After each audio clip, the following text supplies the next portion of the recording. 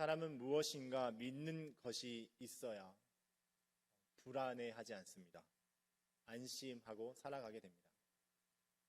어린아이에게 부모, 특별히 이 엄마는 사실상 절대적인 믿음의 대상이라고 할 수가 있습니다. 아무리 조부모나 친밀한 관계에 있는 사람이 그 아이를 돌본다고 한다 할지라도 잠시 잠깐 안겨 있을지는 모르겠지만 곧 이 아이는 부모를 찾아서 눈길을 돌리고 발버둥을 치고 그의 품에 안기기를 원합니다. 이러한 믿음의 대상이 물질이 될 수도 있습니다. 집이 있고 통장에 그래도 돈이 좀 잔고가 있어야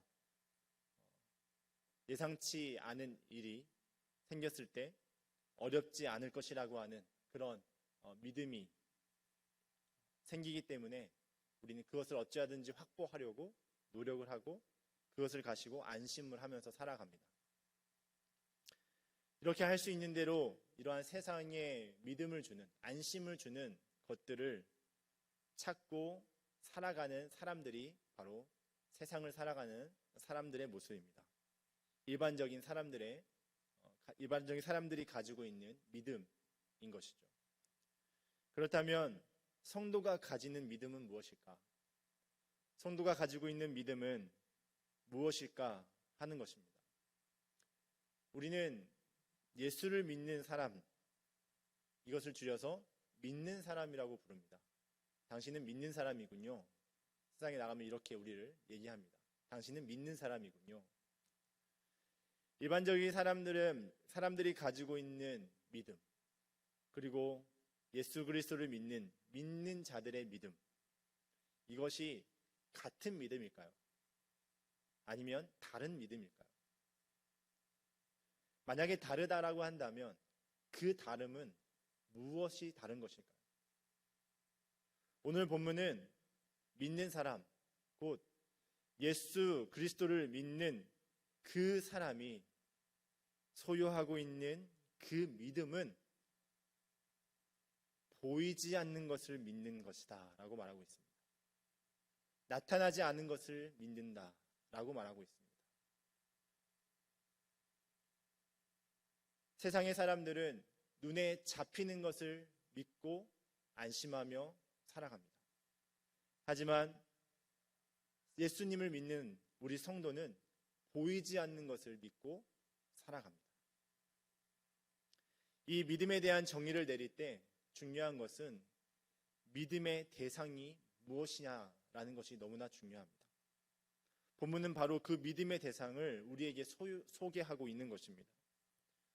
세상 사람들과 똑같이 육신은 가지고 있지만 육신의 그 안위와 안정적인 삶을 요구하는 먹고 마시고 잡히는 우리의 손에 잡히는 그러한 것을 확보하면서 주어지는 믿음이 아니라 보이지 않는 것, 그것을 믿고 그 실체가 무엇인지를 오늘 본문이 우리에게 말씀하고 있는 것입니다. 그래서 오늘 본문의 말씀을 통해서 내 안에 성도라고 불려지는 믿는 사람이라고 불려지는 우리 안에 이 믿음이 제대로 작동을 하고 있는지, 그 믿음의 삶을 살아가고 있는지 확인하고 결단하는 그러한 시간이 되기를 간절히 소망합니다. 오늘 함께 읽은 말씀에서 반복적으로 언급되고 있는 두 어절이 있습니다. 그것은 바로 증거를 받다라고 하는 어절입니다. 다양한 모습으로 번역이 되어 있는데요. 1절에서는 증거니 이렇게 표현이 되고 있고요. 2절에서는 증거를 얻었느니라, 4절에서는 증거를 얻었으니 증언하심이라, 5절에서는 증거를 받았느니라. 이렇게 능동으로 쓰이기도 하고 수동적인 모습으로 쓰이기도 하고 합니다. 어떤 형태로 쓰여졌든지 그가 의미하는, 이 말이 의미하는 바는 하나로 정리를 할 수 있을 것 같습니다.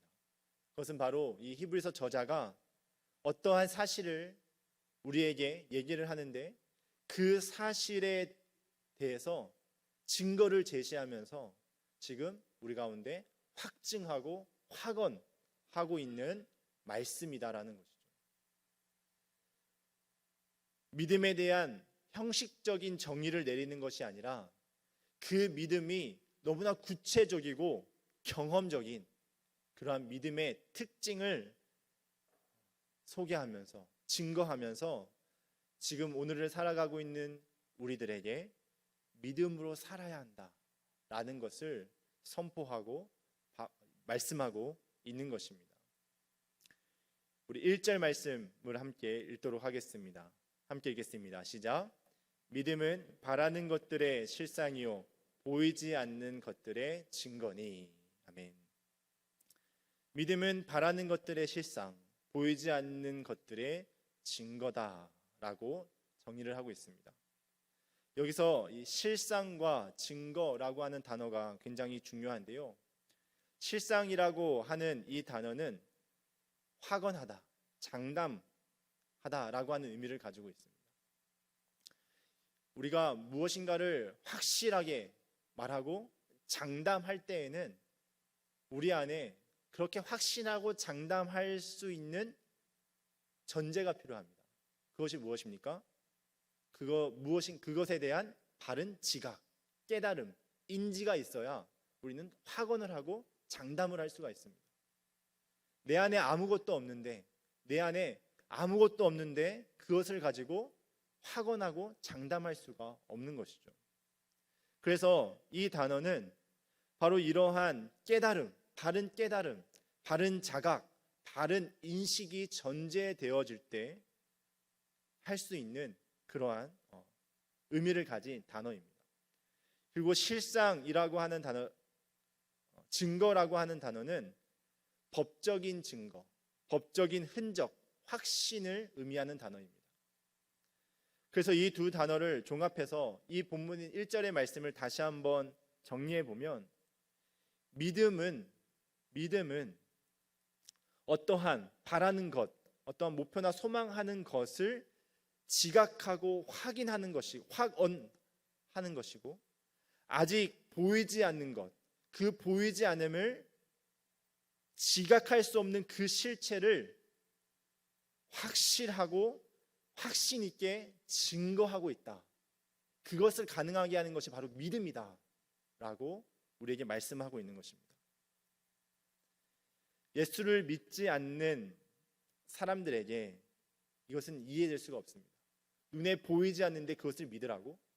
눈에 나타나지 않았는데 그것을 믿으라고? 하지만 믿는 자들에게는 그 보이지 않는 것이지만 실제하는, 보이지 않지만 자각하고 인식하고 있는 그것을 믿음으로 살아가는 자가 바로 성도다라고 말씀하고 있는 것이죠. 이 부분을 조금 더 쉽게 말씀드리기 위해서 오늘 이 11장 전체와 연결되어지는 10장 말미에 있는 10장 32절과 34절의 말씀을 제가 읽어드리도록 하겠습니다. 전날에 너희가 빛을 받은 후에 고난의 큰 싸움을 견디어 낸 것을 생각하라. 혹은 비방과 환난으로서 사람에게 구경거리가 되고 혹은 이런 형편에 있는 자들과 사귀는 자가 되었으니 너희가 갇힌 자를 동정하고 너희 소유를 빼앗긴 것도 기쁘게 당한 것은 더 낮고 영구한 소유가 있는 줄 알미라. 엄청난 환난 가운데 살아가고 있는 전에 빛을 받은 너희, 그들이 그 모든 환난과 싸움을 견디어서 살아갈 수 있는 그 원동력, 그 믿음이 무엇이라고 마지막에 얘기하고 있습니까? 더 낮고 영구한 소유가 있는 줄 알미라. 더 낮고 영구한 소유가 지금 보여지고 있는 것입니까? 나타난 것입니까? 그렇지 않습니다. 아직 나타나지 않았고 보여지지 않았습니다. 하지만 그것을 믿는 믿음으로 그 길을 걸어가고 있는 것입니다. 히브리서 저자는 다시 한번 우리에게 이것을 확인시켜 주면서 믿음의 길을 가기를 원한다라고 우리에게 말씀하고 있는 것이죠. 11장에서 보이지 않는 것들을 찾아서 언급해 본다면 6절 말씀에 보면 그의 존재, 또 11절에서는 그의 신실하심, 또 19절에서는 그의 능력, 21절에서는 보이지 않는 자라고 표현되어 있는 하나님을 우리는 11장 안에서 찾아볼 수가 있습니다. 이 모든 것들이 보이지 않는 것들입니다. 나타나지 않은 것들입니다. 하지만 이 모든 것들이 현재와 미래를 역사하고 계신 영원한 실체들입니다. 믿는 자는 바로 이것을, 이 믿음의 대상을 우리의 믿음으로 소유하고 살아간다.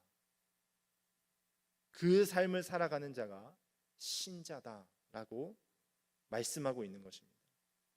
그래서 이러한 믿음이 보이지 않는 것들을 자각하고 인식하는 그 믿음을 통해서 고난과 시련을 견디는 우리의 인생의 아주 기본적인 동기가 되어지는 것입니다.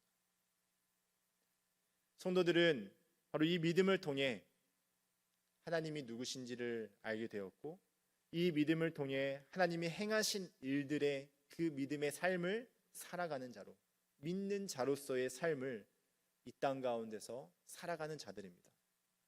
그래서 인생 가운데 찾아오는 고난과 역경 속에서도 그냥 주저앉고 포기하고 물러서고 하는 삶이 아니라 인내하고 견디고 일어서고 전진하며 마침내 승리의 그 날을 기쁨으로 맞이하는 그 자가 저와 여러분인 줄로 믿습니다. 저자는 더 구체적으로 이 믿음의 삶을 살아갔던 선진들의 삶을 우리에게 증거로 제시를 합니다. 2절 말씀입니다. 선진들이 이로써 증거를 얻었느니라.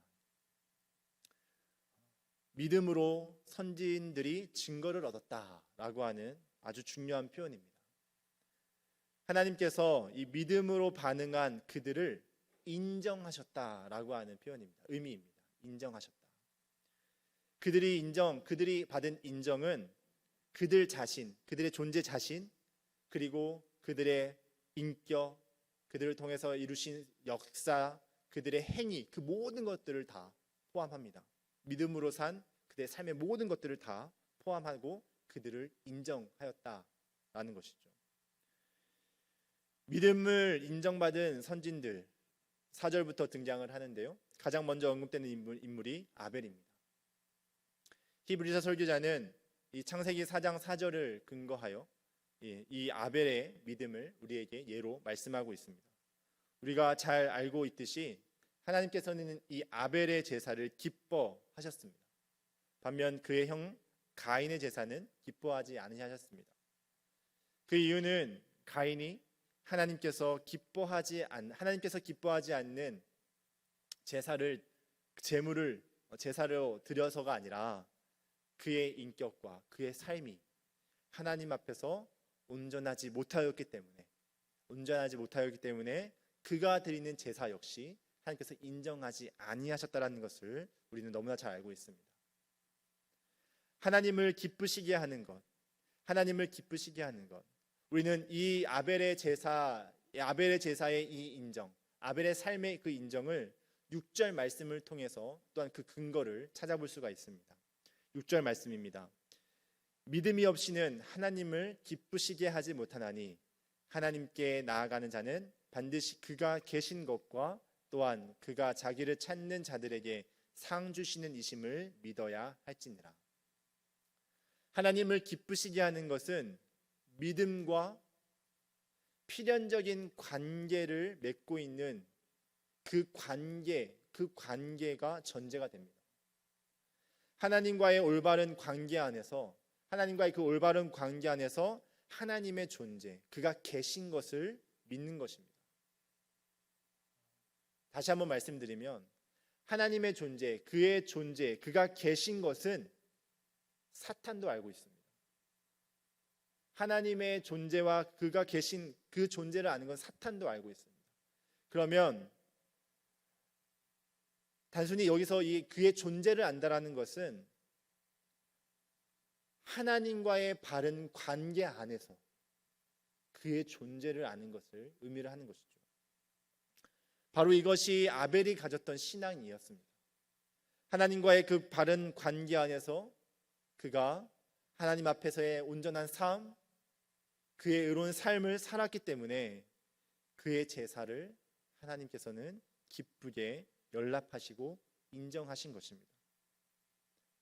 그리고 우리 5절에서는 믿음의 선진 두 번째 선진으로서 에녹을 예로 들고 있습니다. 믿음으로 에녹은 죽음을 보지 않고 옮겨졌으니 하나님이 그를 옮기심으로 다시 보지 아니하였느니라. 그는 옮겨지기 전에 하나님을 기쁘시게 하는 자라 하는 증거를 받았느니라.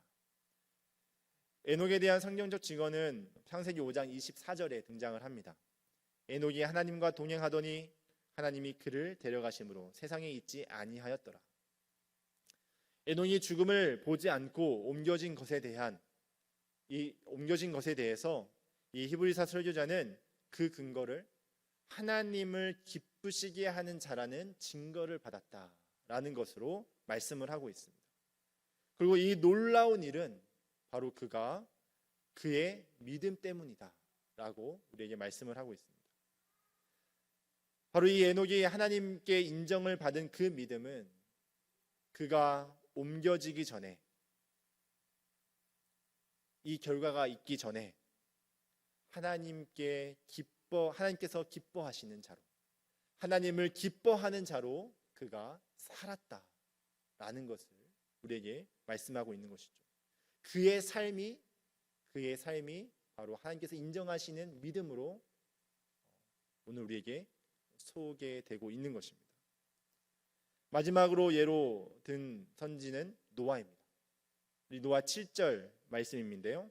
믿음으로 노아는 아직 보이지 않는 일에 경고하심을 받아 경외함으로 방주를 준비하여 그 집을 구원하였으니 이로 말미암아 세상을 정죄하고 믿음을 따르는 의의 상속자가 되었느니라.